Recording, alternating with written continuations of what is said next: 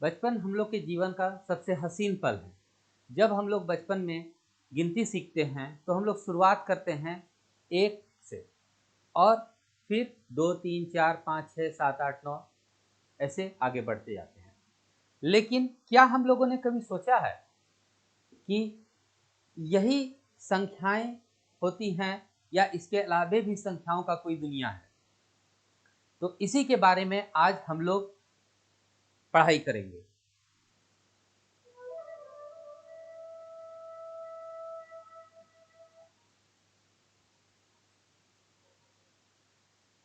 जो संख्याएं हम लोगों ने आज तक पढ़ाई की है वो प्राकृत संख्या है, यानी कि 1, 2, 3, 4, 5, 6, 7, 8, 9, 10, 11, 12 और जहाँ तक आप गिनते जाइए। इसके अलावे भी कई प्रकार की संख्याएं होती है, जिसमें कि 3 संख्याएं हम लोग आज पढ़ेंगे। होल नंबर यानी कि पूर्ण संख्याएं, इंटीजर्स यानी कि पूर्णांक, और रैशनल नंबर जो कि हमारा अध्याय का नाम है, यानी कि परिमेय संख्या।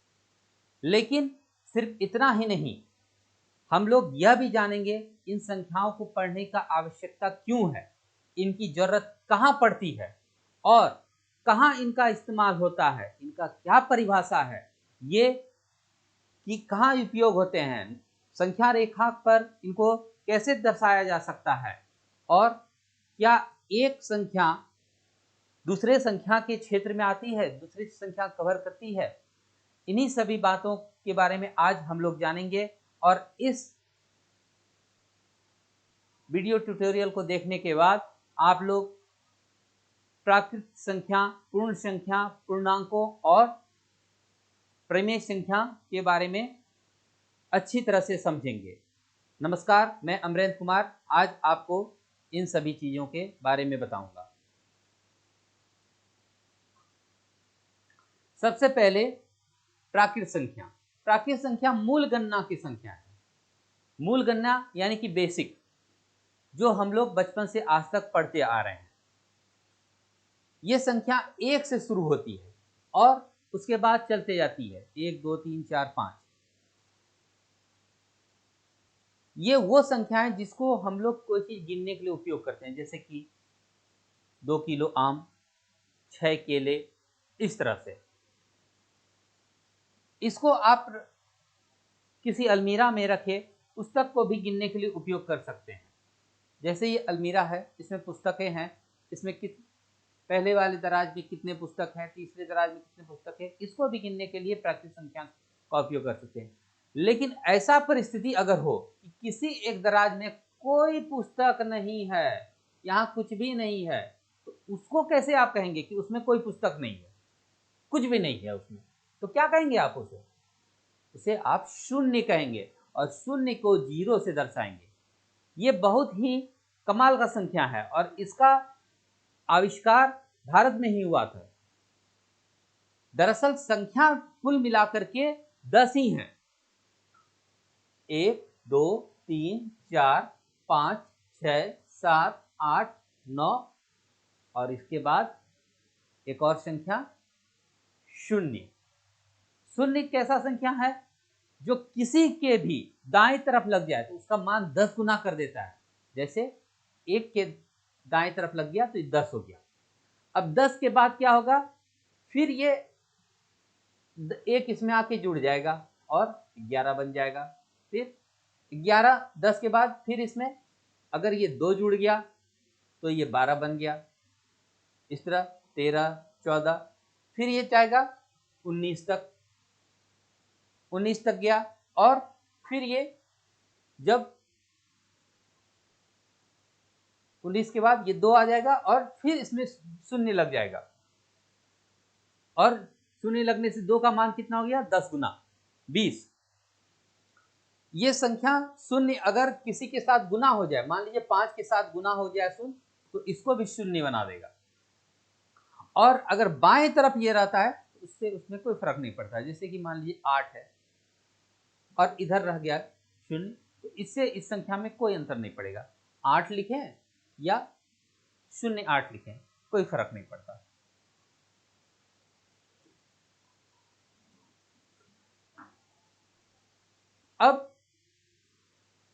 शून्य का महत्व समझिए। जैसे कि मान लिया जाए कि 4 है,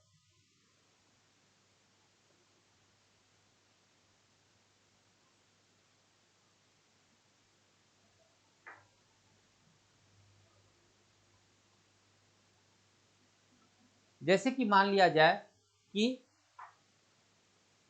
ये है, ये एक तारा है, उसको आप इस तरह से लिखेंगे। अगर यही 2 तारा होता तो इसको आप इस तरह से लिखते। 3 तारा होता तो आप ऐसे लिखते। 4 तारा होता तो उसके लिए हम लोग इसका प्रयोग करते हैं।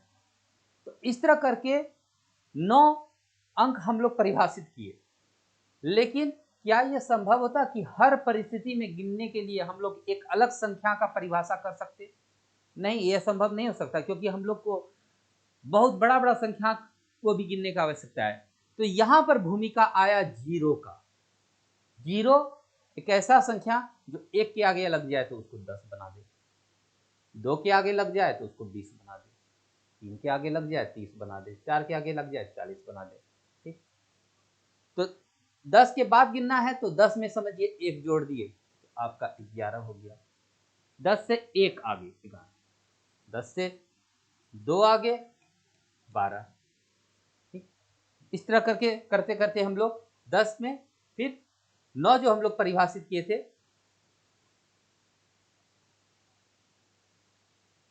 वो जोड़ दिए तो 19 हो गया। अब इसमें एक कदम और आगे बढ़ना है, तो पहले हम लोग 1 का 10 गुना किए थे, पहले हम लोग 1 का 10 गुना किए थे और 10 पर पहुंचे।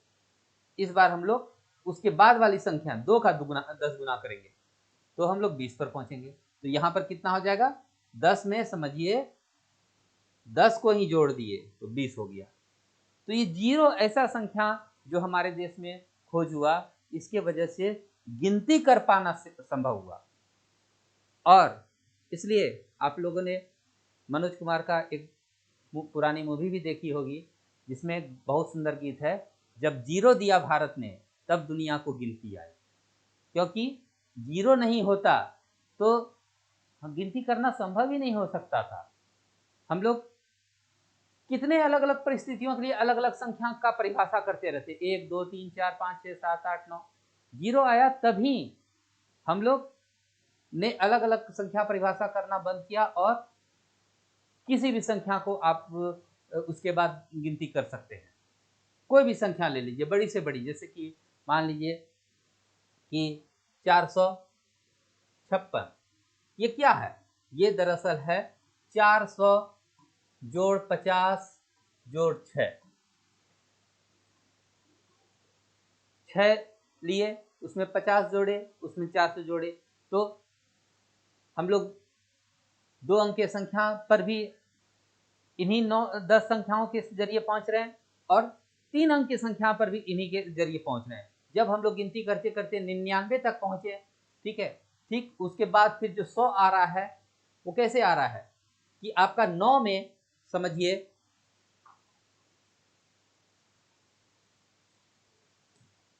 आपका 9 का 10 गुना हुआ,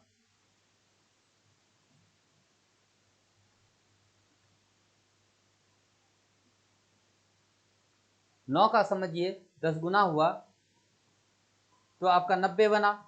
फिर इसमें जोड़ते गए 1 2 3 4 5 6, 90 में 1 जोड़े तो आपका 91 हुआ। इस तरह 90 में फिर आप 9 जोड़े तो 99 हुआ। तो यहाँ पर आप 9 का 10 गुना किए थे और 9 के बाद क्या आता है, 10 आता है। अब किसका आप 10 गुना करेंगे, 10 का 10 गुना, तो 10 का 10 गुना 100 कहिए।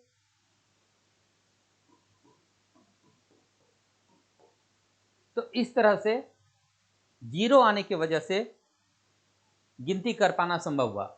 और जो आपका प्राकृत संख्या का समूह है, प्राकृत संख्या का समूह यानी कि 1 2 3 4 5 6 7 8 9 से लेकर के अनंत तक, उसमें शून्य के जुड़ जाने से वो पूर्ण संख्या कहलाती है, होल नंबर।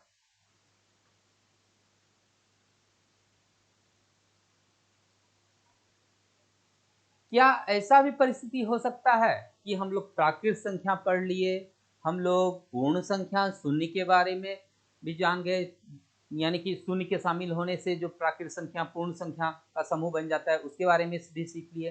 क्या ऐसा भी हो सकता है कि इसके बावजूद कोई परिस्थिति में हम लोग गिनती ना कर पाए? हाँ, इसका भी है परिस्थिति।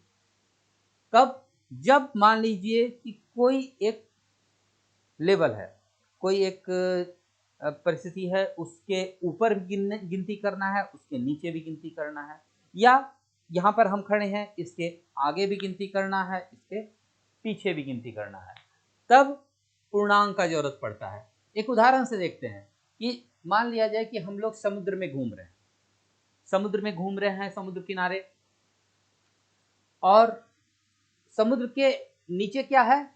पानी है, मतलब गहराई है। तो उसके नीचे भी एक दुनिया है जिसमें कि समुद्री जीव, मछली वगैरह रहते हैं, और ऊपर वायुमंडल है, हवा है। ऊपर जैसे कि मान लिया जाए कि हवाई जहाज उड़ते हैं और नीचे पनडुब्बी रहते हैं। तो नीचे यहाँ से कितना गहरा है और ऊपर यहाँ से कितना ऊंचा है, ये दोनों परिस्थिति में हम लोगों को गिनती का जरूरत पड़ेगा। तो एक ऐसा गिनती जिससे कि ये दोनों तरह का परिस्थिति में गिनती किया जाना संभव हो, ये कैसे हो सकता है? ये पूर्णांक से होगा। जैसे कि मान लिया जाए कि ये लेवल को हम 0 मान लिए, और इसके ऊपर जो है संख्या होंगी, इसके ऊपर जो ऊंचाई होगी, उसको हम लोग धनात्मक यानी कि पॉजिटिव नंबर से लिखेंगे, जैसे +1, +2, +3, +4, इस तरह से। और इसके नीचे जो संख्या होगी, इसको ठीक उतने ही ऊंचाई पर जैसे ही नीचे ले जाए, इतना ऊंचाई इधर है, उतना ऊंचाई अगर हम नीचे जाते हैं, उसको उसके साथ माइनस लगा देते हैं। ये माइनस ये दिखाएगा कि हम लोग नीचे की तरफ जा रहे हैं। दूरी उतना ही है, जितना ऊपर गए उतना ही नीचे है, सिर्फ माइनस साइन ये दिखाएगा कि हम लोग नीचे की तरफ जा रहे हैं। फिर जैसे एक यूनिट और नीचे गए तो -2, -3, फिर -4, -5। इस तरह से हम लोग नेगेटिव नंबर्स का अगर परिभाषा दें, यानी कि ऋणात्मक संख्या भी शामिल करें ये होल नंबर के कैटेगरी में, पूर्ण संख्या के समूह में, तो हम लोग पूर्णांक प्राप्त करते हैं, और इससे दोनों दिशा में गिनती कर पाना संभव हो पाता है।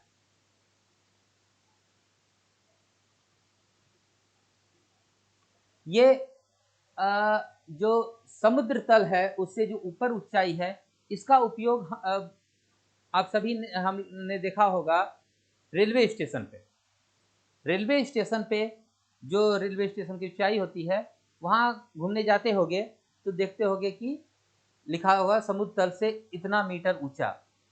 तो वहाँ पर इसका आप लोग उदाहरण भी देखते होंगे। अब हम लोग संख्या रेखा पर ये समीकरण हल करेंगे और इसका मतलब भी समझेंगे। कैसी संख्या से ये समीकरण हल कर पाना संभव है, यह भी देखेंगे। जैसे कि लिखा है x + 5 = 8, यानी कि x में 5 जोड़ा जाए तो 8 प्राप्त होता है। तो x का मान क्या है? x का मान हमें पता नहीं है, x का मान हमें पता करना है। सबसे पहले ये जो लिखा हुआ है उसका मतलब समझते हैं, है क्या ये? 5 कहाँ है? 5 यहाँ पर है। संख्या रेखा मान लिया जाए शुरू 0 से शुरू हो रहा है, तो 0 से इतना दूरी पे अगर 1 है तो उतना ही दूरी पर अगला संख्या होगा 2, और फिर उतना ही दूरी पे होगा अगला संख्या 3, फिर उतना ही दूरी पे होगा अगला संख्या 4, और फिर उतना समान दूरी पर होगा अगला संख्या 5। और हमारा संख्या जो है ये 5 है, ठीक। अब 5 में कह रहा है x को जोड़ा जाए, x को जोड़ा जाए, और x को कुछ जोड़ने से क्या हो, हम लोग 8 पर पहुंचे। मतलब हम लोग हैं यहाँ पर, अभी हम लोग हैं 5 पर, और हम लोग को पहुंचना है 8 पर। तो कितना जोड़ा जाएगा? दूरी के हिसाब से समझिए, हम लोग इतना दूरी कवर कर चुके हैं, तय कर लिए हैं, हम लोग को पहुंचना कहाँ है? यहाँ पर। तो इतना सा दूरी और उसमें जोड़ दिया जाए तो हम लोग 8 पर पहुंचेंगे। हाँ, अब इतना दूरी को संख्या में कैसे कितना कहा जाएगा ये देखते हैं। ये दूरी जो है वो 1 है, ये दूरी 2 है, ये दूरी 3 है। मतलब जो आपका एक इंटरवल है, एक जो आपका भाग है वो 1 यूनिट है। अब 5 और 8 के बीच में कितना यूनिट है? 1 यूनिट, 2 यूनिट, 3 यूनिट, यानी कि ये दूरी कुल मिलाकर के हो गया 3। तो 5 में 3 जोड़ा जाएगा तो 8 होगा। तो ये समीकरण का हल हमको किससे मिला? प्राकृत संख्या के समूह से। 3 कौन सा संख्या है? प्राकृत संख्या है। ठीक, तो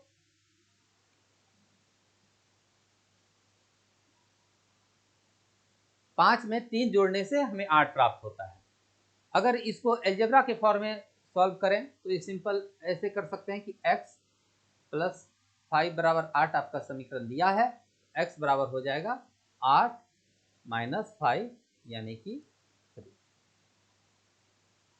ठीक,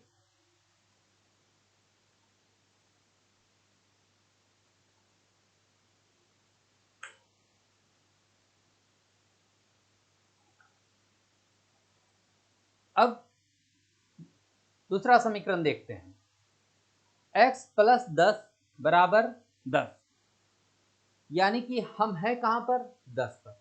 और फिर क्या कह रहा है? आप पहुंचिए 10 पर। कैसे 10 पर पहुंचिए? x जोड़ने के बाद। कमाल का बात, हम 10 पर ही हैं और कह रहा है कि उसमें x जोड़िए और पहुंचिए 10 पर।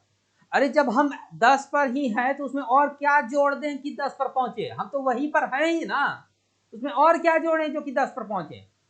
तो उसमें कुछ मत जोड़िए, कुछ मत जोड़िए। हम उसको संख्या के रूप में कैसे कहेंगे?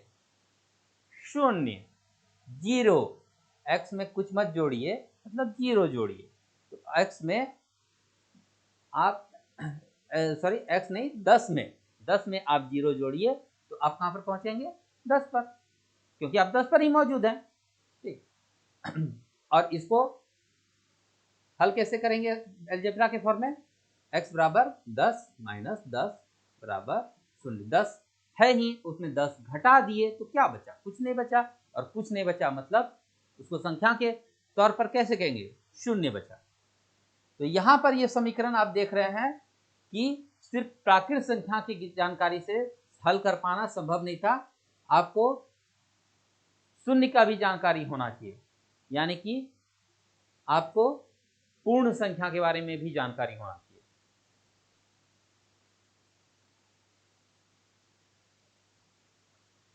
अगला समीकरण देखते हैं। x प्लस 15 बराबर 7, मतलब आपको कह रहा है 15 में जोड़िए, 15 में जोड़िए, क्या जोड़िए? x, और पहुंचाइए 7 पे। तो 10 यहां पर है तो मान लिया जाए कि 11 यहां होगा, 12 यहां होगा, 13 यहां होगा, 14, एक एक यूनिट के डिफरेंस से 15 यहां होगा। ठीक, तो 15 में आपको जोड़ने कह रहा है और आपको कह रहा है 7 पर पहुंचे। लेकिन आप देख रहे हैं 15 यहां पर है, 7 यहां पर है। आमतौर पे मानसिकता ये होगा कि जोड़ेंगे तब तो आगे वाला संख्या होगा ना, कहीं भी है तो उसमें जोड़ेंगे तो आगे वाला संख्या होगा ना, आगे वाला संख्या पर पहुंच जाएंगे। जीरो जोड़ते तो वहीं पर रहते, कुछ और जोड़ेंगे तो उधर आगे पहुंच जाएंगे। तो 15 में क्या जोड़ दें कि पीछे चले जाएं? 15 में कुछ जोड़ेंगे तो और उधर उधर 16, 17, 18 पर जाएंगे। क्या जोड़ें कि पीछे चल जाएं? तो यहां पर आपको जो है पूर्णांक संख्याओं का मदद लेना पड़ेगा। 15 में आपको 15 से आपको जाना किधर है? यहां पर हैं आप यहां पर हैं और आपको जाना किधर है? यहां पर पहुंचना है। ठीक, तो देखो इसमें क्या करना है कि ये दूरी जो है जोड़ना नहीं है, दरअसल में घटाना है। और अगर आप जोड़ के तरह से बोलते हैं तो आपको यह कहना होगा कि इसमें इतना माइनस संख्या जोड़िए, निगेटिव नंबर जोड़िए, ऋणात्मक संख्या। ठीक, तो ये कितना दूरी है? एक ये, 2, 3, 4, 5, 6, 7, 8। तो 15 में आपको कितना जोड़ना है? -8, -8 + 15 = 7। ठीक, x का मान -8 होगा। और अगर आप इसको अलजेब्रा के फॉर्मे का सॉल्व करते हैं सिंपल, तो x + 15 = 7, यानी कि x = 7 - 15 = -8। ये आपको सॉल्व इसी तरह से करना है। ये सिर्फ आपको संख्या रेखा पर वो समझाने के लिए हम बताएं कि किस तरह से क्या हो रहा है। संख्या रेखा पे हर अंक जो है अपने, कोई भी अंक आप ले लीजिए, यहाँ पर यह अंक अपने बाईं तरफ वाले अंक से बड़ा है। कोई भी संख्या इसके बाईं तरफ ले लीजिए उससे बड़ा है, और कोई भी संख्या इसके दाईं तरफ ले लीजिए उससे छोटा है। संख्या जो है धीरे धीरे करके बड़ा होते जा रहा है। कोई भी संख्या लीजिए, उसके थोड़ा सा भी इस तरफ आप बढ़िए, दाएं तरफ जैसे जैसे बढ़ते जाएंगे आपको पिछले वाले संख्या से बड़ा मिलेगा, और बाएं तरफ जब घटेंगे बढ़ेंगे तो आपको संख्या छोटी होती जाएगा। इसको आप उम्र से तुलना कर सकते हैं। जैसे आदमी का उम्र जो होता है, हर सेकेंड कभी हो सकता है कि घटे, हर सेकेंड उसका उम्र बढ़ते जा रहा है। समय जो है हमेशा बढ़ते जाता है, घटता नहीं है। तो पीछे जाइएगा तो आपका ये संख्या रेखा अगर इस तरफ आप जाएंगे तो आपको पिछले वाली संख्या से छोटा संख्या मिलेगा, और एक जरा सा भी अगर आप बढ़े तो पिछले वाले संख्या से अगला संख्या जो भी इधर होगा वो बड़ा मिलेगा। कहीं भी आप लेते हैं, मान लीजिए कि आप यहाँ पर लेते हैं 8, 8 से छोटा है 7, 8 से बाएं तरफ है 7, इसलिए 8 से छोटा है 7, और दाएं तरफ है 9, तो 8 से बड़ा है 9।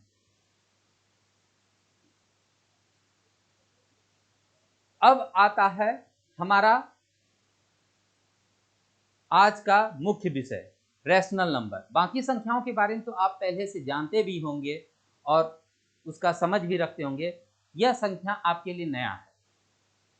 जैसे कि अगर मान लीजिए कि ऐसा परिस्थिति हो कि ये एक चॉकलेट आया, आप लोग सभी ये चॉकलेट खाए भी होंगे इस तरह का, और ये जो है ये चॉकलेट का इतना सा भाग खा जाता है। अब कोई इससे पूछा चॉकलेट तुम खाए हो? कहाँ खाए हम चॉकलेट, चॉकलेट तो है पड़ा हुआ। तो ये बात तो सही नहीं है, चॉकलेट ये खाया है, हाँ पूरा चॉकलेट नहीं खाया है, लेकिन उसका एक भाग तो खाया है, उसका एक अंश तो खाया है। अब कैसे कहा जाए ये कितना चॉकलेट खाया है और कितना नहीं खाया है, ये कहने के लिए कौन सा संख्या का प्रयोग किया जाए, क्योंकि है तो ये पूरा एक ही चॉकलेट, पूरा का पूरा एक चॉकलेट है। अब इस चॉकलेट में ये कितना चॉकलेट खाया कितना नहीं खाया, तो इसको कैसे कहा जाए? तो इसको ऐसे कहा जाएगा कि ये चॉकलेट में आप देखें ध्यान से कि इसमें जो है बराबर बराबर कितने भाग हैं। ध्यान से देखें, चॉकलेट में बराबर बराबर भाग है, और कुल भाग है 1 2 3 4 5 6 7 8 9, 9 भाग है। और इसने खाया कितना भाग? टोटल 4 भाग। तो इसने कितना चॉकलेट खाया था? 9 भाग चॉकलेट, और उसमें इसने 4 भाग खा लिया। बचा कितना चॉकलेट?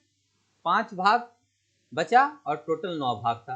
तो 5/9 भाग बच गया, और 4/9 भाग इसने खा लिया।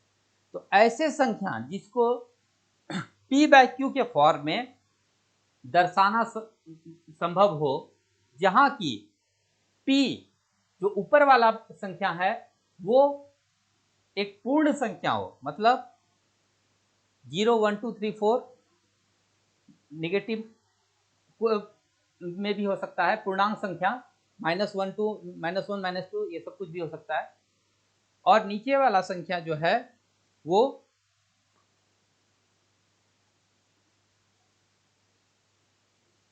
नीचे वाला संख्या भी एक पूर्ण संख्या हो, लेकिन पूर्ण संख्या में जो है एक संख्या नहीं हो सकता है, जीरो। जीरो के अलावे इधर कोई भी आप धनात्मक संख्या ले सकते हैं या ऋणात्मक संख्या ले सकते हैं, जीरो नहीं ले सकते। नीचे वाला पार्ट जीरो नहीं हो सकता है।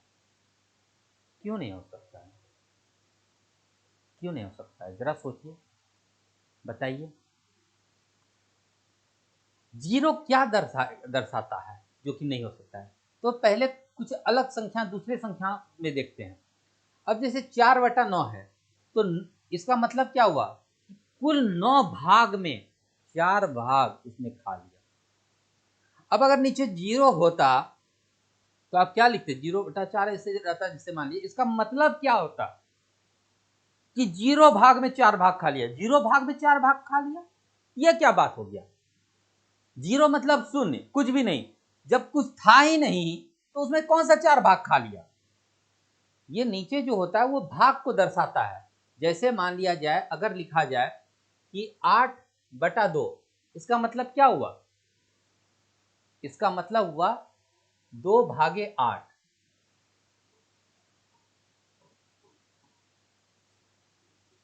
मतलब 8 को आप तोड़िए, अलग अलग पार्ट में तोड़िए, और हर पार्ट में 2 आना चाहिए, 2 भाग आना चाहिए, 2 पार्ट आना चाहिए।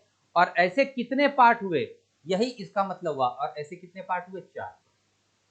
अब अगर आप ऐसे लिखते हैं, इसका मतलब क्या हुआ, इसलिए कहना चाह रहा है 4 को आप तोड़िए, 4 को आप तोड़िए। और कैसे तोड़िए कि हर पार्ट में कुछ ना आए, हर पार्ट में कुछ ना आए। और ऐसे कितने पार्ट होंगे, जब किसी पार्ट में आप कुछ रख ही नहीं रहे हैं तो क्या बताएं हम कि कितने पार्ट होंगे। ये एक अनडिफाइंड सिचुएशन है, इसको परिभाषित नहीं किया जा सकता। तो यहां पर 0 नहीं होगा। आगे की कक्षाओं में आप और अच्छी तरह से समझेंगे कि यहाँ पर 0 नहीं हो सकता तो कैसा संख्या हो सकता है। 0 के बाद यहाँ पर जो 0 का परिस्थिति आता है उसके बारे में और बढ़िया से आगे क्लास में पढ़ेंगे, कैलकुलस में लिमिट के बारे में और भी चीज़ों के बारे में। फिलहाल हम लोग इतना जानते हैं कि यहाँ इसका जो हर है, नीचे वाला पार्ट है, वो 0 नहीं हो सकता। अब हम लोग इसको हल करते हैं। 2x बराबर 3, 2 इंटू एक्स है, 2x मतलब 2 इंटू एक्स है, 2 में x गुना है, 2 में x गुना है। और तब गुना x होने के बाद कह रहा है कहां पर पहुंचे, 3 पर पहुंचे। अब सोचिए जरा कि 3 है यहां पर और कह रहा है कि ऐसा संख्या पर को गुना करो, ऐसा संख्या को गुना करो जो कि इसको कहां पर पहुंचा दे, उस संख्या को 3 पर पहुंचा दे। अब यह कैसे होगा, यह कैसे होगा, कौन सा संख्या को उससे गुना किया जाए।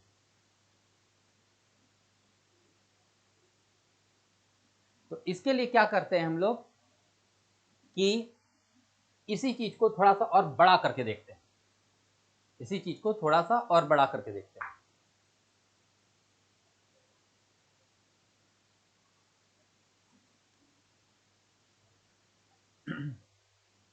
तो ये जो दूरी है इसको इस तरह से देखते हैं, ठीक। अब इसको जो है 1 और 2 के बीच की दूरी को हम क्या किए, 10 बराबर हिस्सों में तोड़ दिए, 10 बराबर हिस्सों में। और बीच वाला भाग जैसे ये हुआ, जैसे कि एक हिस्सा ये, दूसरा ये, तीसरा ये, चौथा ये, पांचवा ये, छठा ये, सातवां ये, आठवां ये, नौवां ये, 10वां ये, ठीक। अब यहां से यहां तक जितना दूरी है उतना दूरी ही इतना सा है। दूसरा बात, यहां से यहां तक का जितना दूरी है उतना ही दूरी इतना सा है। तो कुल मिला के देखा जाए तो ये दूरी जितना है उतना ही दूरी इतना है। तो कहने का मतलब ये हुआ कि इसको अगर 2 बार आपस में लगा दें तो यहां से हम शुरू करेंगे और 3 पर पहुंचेंगे। तो ये वाला जो भाग है यही मेरा x है, क्योंकि इसी को दुगुना करने से हम 3 पर पहुंच रहे हैं, इसी को दुगुना करने से। अब बात आती है कि इसको हम, ये वाला जो पॉइंट है संख्या रेखा, इसको हम कैसे दर्शाएं, कैसे लिखें। तो जैसे कि इसको 10 पार्ट में जोड़े हैं, अब इतना सा कितना हुआ, ठीक? तो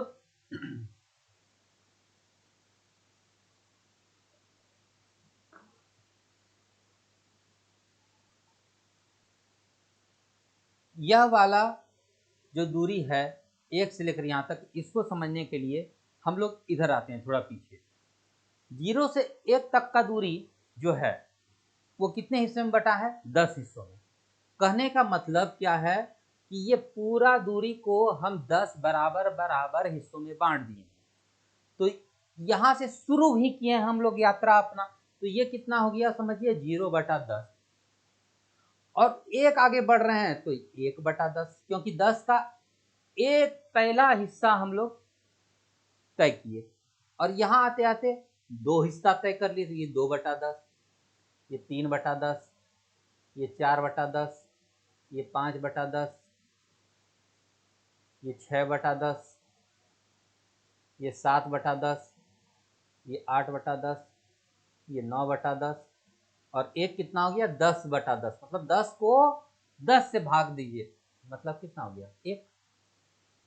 तो एक दूरी कितना हो गया? 1/10। और ये जो बीच वाला पार्ट है वो कितना है? 5/10। यानी कि 5/10 कितना हुआ? ऊपर भी अगर आप 5 से भिन्न का भाग तो आप लोग सीखे ही होंगे। तो 5 से अगर इसको कटाते हैं तो ये 1 बचता है और यहाँ 2 बचता है, यानी कि 1/2 हुआ। तो वैसा ही संख्या रेखा को विभाजित इस भाग में भी किया गया है। तो 5 बराबर बराबर रेखा बढ़ने पर हम कितना पहुंचे? 1/2 पर। तो यहाँ 1 से भी अगर यहाँ आगे बढ़ते हैं 1/2 ये भी हो जाएगा। लेकिन कहां से 1/2? यहां से 1/2। शुरू से नहीं समझ लीजिएगा, शुरू से तो होगा, यहां से यहां तक हुआ दूरी आपका, शुरू से तो हुआ आपका दूरी यहां से लेकर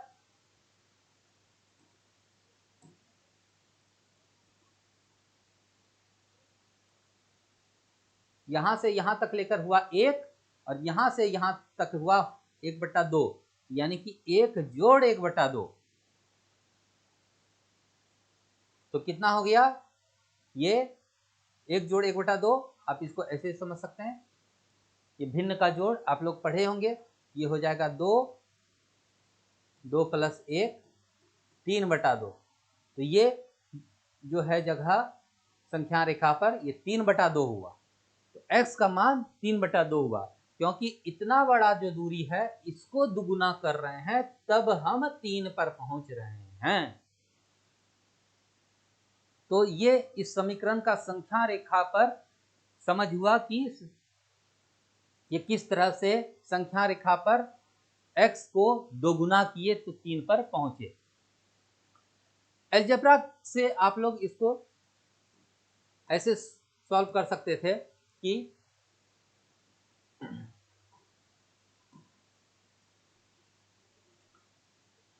2x = 3, 2 को x से गुना कर रहे हैं तो 3 मिल रहा है, तो x बराबर हो जाएगा 3/2। ठीक, लेकिन ये 3/2 कैसे? 3/2 कैसे? 3/2 किस जगह पर? इस चीज का हम उदाहरण से आपको अभी समझाएं।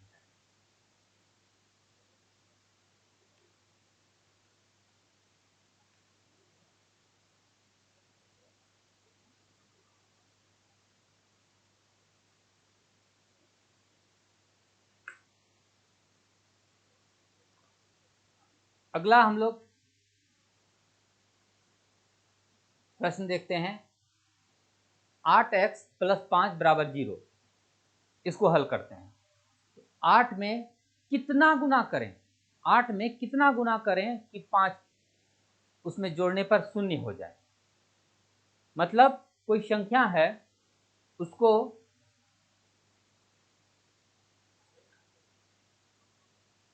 उसको 8 गुना करना है।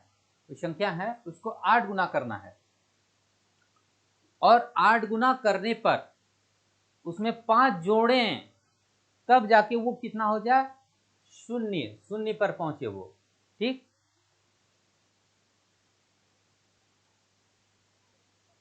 तो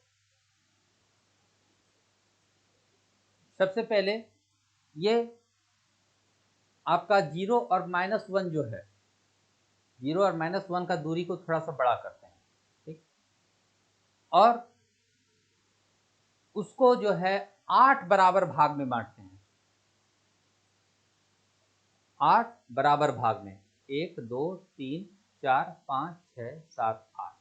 तो हर भाग कितना हुआ, यहां से शुरू करें तो ये 0/8 हो गया और ये हो जाएगा -1/8। क्यों, ये 0 से अगर हम दाएं तरफ जाएंगे तो हमें धनात्मक संख्या मिलेगा और बाएं तरफ जब जाएंगे हम लोग तो ऋणात्मक संख्या, नेगेटिव नंबर्स मिलेंगे। तो -1/8, ये -2/8, ये -3/8, -4/8, ये -5/8। तो ये वो संख्या है जो उसमें कि 8 से गुना करें और फिर 5 जोड़ें तो हमें 0 के पास पहुंचाएगा। कैसे, देखते हैं। 8x + 5 = 0। अब 8 में हम इतना गुना कर रहे हैं, -5/8 + 5 = 0। होता है या नहीं, ये देखते हैं।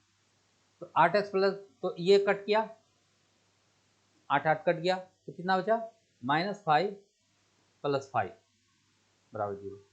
ठीक, तो हमारा ये x का मान -5/8 सही है, क्योंकि इधर भी हमको 0 मिला और इधर भी 0, दोनों बराबर है।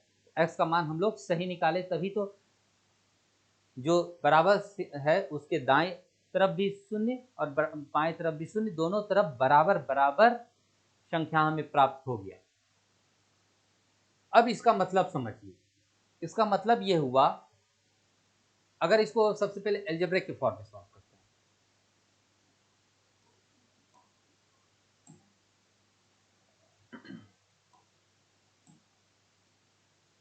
8x + 5 = 0। तो 8x बराबर 5 उधर जाएगा, बराबर साइन के अगर बाएं तरफ प्लस साइन है तो वो दाएं तरफ जाने के बाद माइनस हो जाएगा, x बराबर हो जाएगा -5/8। अब इसका मतलब क्या हुआ, ये -5/8 जो है 8x बराबर जैसे आपको मिलता है इस बराबर -5, ठीक, इसका मतलब क्या हुआ कि ये जो x है -5/8, इतना दूरी को अगर 5 बार, 1 बार 2 बार 3 बार 4 बार 5 बार अगर लिया जाए तो ये पहुंचेगा आपका -5 के पास। इस तरह से आप समझ लीजिए, या फिर इस तरह समझ लीजिए, इतना दूरी को 8x, अगर आपको ये वाला पार्ट समझना है, 8x बराबर -5, तो ये समझिए कि -5/8 ये दूरी है और उसको 5 बार, इतना दूरी फिर इतना दूरी फिर इतना दूरी 5 बार आप किए तो यहाँ तक जो पहुंचे वो -5 हुआ। और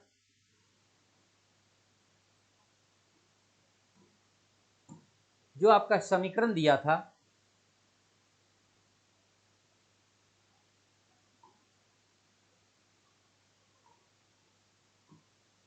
जो आपका समीकरण दिया था 8x + 5 = 0, इसको आप संख्या रेखा पर समझना चाहते हैं तो इस तरह समझिए कि x यानी कि ये -5/8, इसको 8 बार, इसको 8 बार ये दूरी को लीजिए, इतना सा हुआ, फिर एक बार लीजिए, फिर एक बार लीजिए, फिर एक बार लीजिए, इस तरह करके 8 बार जब आप लेंगे तो आप जहां पर पहुंचेंगे, आप पहुंचेंगे -5 पे, आप पहुंचेंगे -5 पे, और वो -5 पर जब पहुंचेंगे तो वहां पहुंचने के बाद उसमें 5 जोड़ेंगे, तो 5 जोड़ेंगे तो 5 कदम फिर आगे बढ़ जाएंगे और वो जो पहुंचेंगे 5 कदम आगे बढ़े वो 0 होगा, यानी कि ये हुआ संख्या रेखा पर आप जो परिमेय संख्या है उसको जो दर्शाया जाता है उसको समझे और ये संख्या रेखा की मदद से हल भी किए।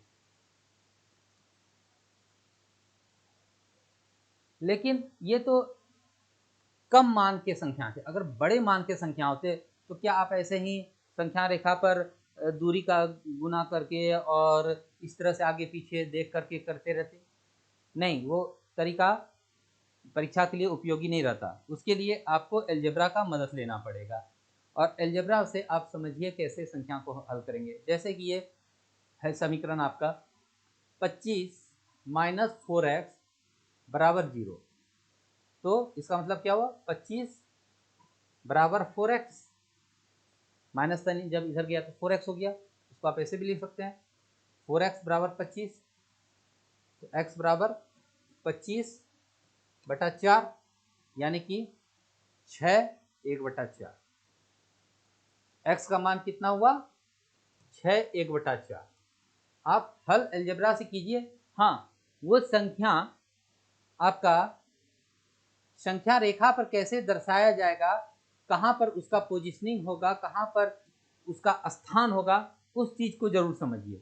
x का मान जो हुआ आपका 6 1/4, x बराबर 6 1/4, वो कहाँ पर होगा, वो 6 से 1/4 आगे होगा, 6 से 1/4 आगे होगा।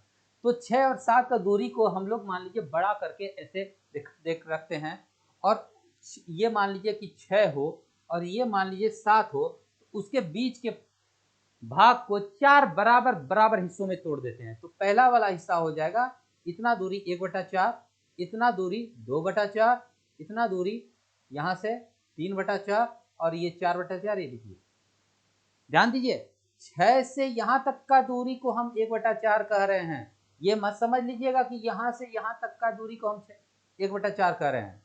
यहाँ से यहाँ तक का दूरी कितना हो जाएगा, 6 और फिर 1/4, सिर्फ इतना सा दूरी को 1/4 कहें। तो 6 और 7 का बीच का दूरी को हम लोग 4 बराबर हिस्सों में बांटे और उसमें से इतना सा हिस्सा 1/4 थोड़ा सा आगे बढ़ के 1/4 दूरी हो जाएगा। 6 1/4 कहाँ से, यहाँ से। इस तरह से हम लोग संख्या रेखा पर अंकों को दर्शाने के लिए सीखे।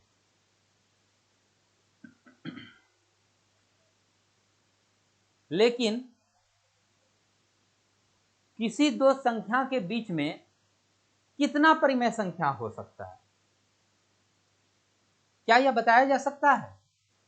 नहीं, यह नहीं बताया जा सकता है। जैसे कि समझिए 3 और 4 के बीच के दूरी को अगर हम 4 हिस्सों में बांटे, तो यहां से यहां तक एक संख्या मिल जाएगा, फिर यहां से दूसरा, यहां तीसरा, फिर चौथा। लेकिन एक हिस्सा जो हुआ उसको फिर से हम कुछ हिस्सों में बांट सकते हैं। जैसे कि मान लीजिए कि 6 हिस्सों में बांट दिए, फिर हुआ, फिर उसको कुछ 10 हिस्सों में बांट दिए, फिर हुआ, फिर 25 हिस्सों में बांट दिए। तो जितना हिस्सों में बांटेंगे फिर उनके बीच का संख्या हमको मिलते चल जाएगा। तो किसी भी दो परिमेय संख्या के बीच में जब पूछा जाए कितने परिमेय संख्या होंगे, कितने सारे परिमेय संख्या होंगे, इसका जवाब होगा अनंत। बताया ही नहीं जा सकता है कितने संख्या होंगे, यह बताया ही नहीं जा सकता, ये संभव ही नहीं है।